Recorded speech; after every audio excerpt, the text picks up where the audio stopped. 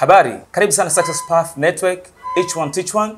Kiu yetu kubwa ni kuona kila mtu anafanikiwa kwenye kitu ambacho anakifanya. Ndio maana kila siku tunakuwa hapa kukupa vitu ambavyo vitakufunza na utaweza kuendelea vizuri na shughuli zako huku ukipata moyo na kiu zaidi ya kuweza kufanikiwa. Mimi naitwa Khair Almas na hii ni Success Path. Leo nipo na mgeni ambaye atakuwa ni mtangazaji mpya wa SPN TV. Tutapigania story nyingi, tutajifunza vitu vingi kupitia historia yake na nini anakuja kuwasilisha hapa SPN.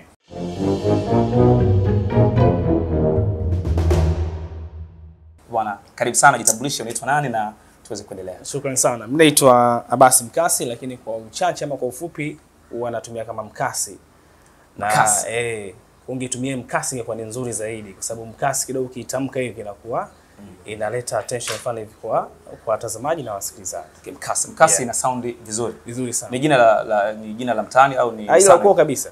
Okay. Okay.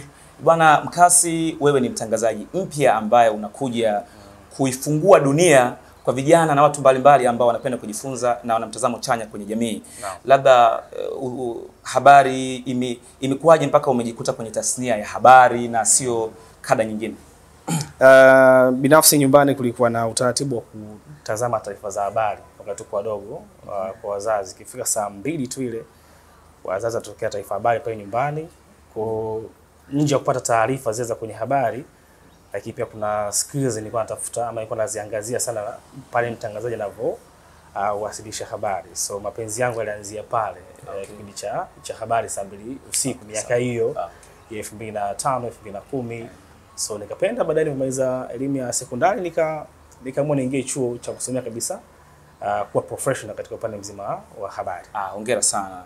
Habari ni kitu kikubwa sana ambacho kinaweza kuijenga jamii na ikaibomoa pia. Tumeshaona sasa hivi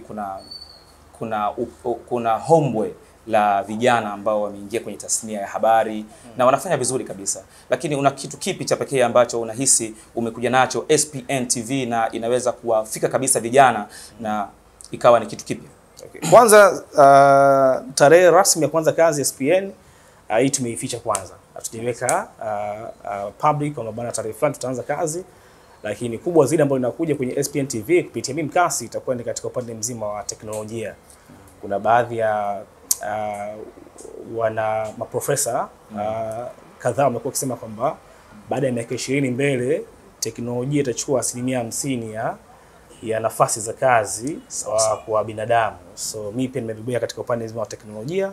So kupitia SPN TV hapa swala la teknolojia itakuwa ni kupiga chenga maujanja yote katika upande mzima wa teknolojia ndani ya Tanzania na nje mpaka Tanzania, basi utakuwa unayapata kupitia mimi Mkasi. Okay, sawa, vizuri. Teknolojia ni kitu kikubwa ambacho kimeweza kurahisisha vitu vingi, lakini kina athari yake pia. Kwa hiyo nafikiri vitu vingi vitakuja hapa na watu wataweza kujifunza kupitia teknolojia. Lakini unazungumziaje nafasi ya habari, media katika kubadilisha mtazamo wa jamii? Habari ndio msingi wa kubomoa ama kujenga jamii.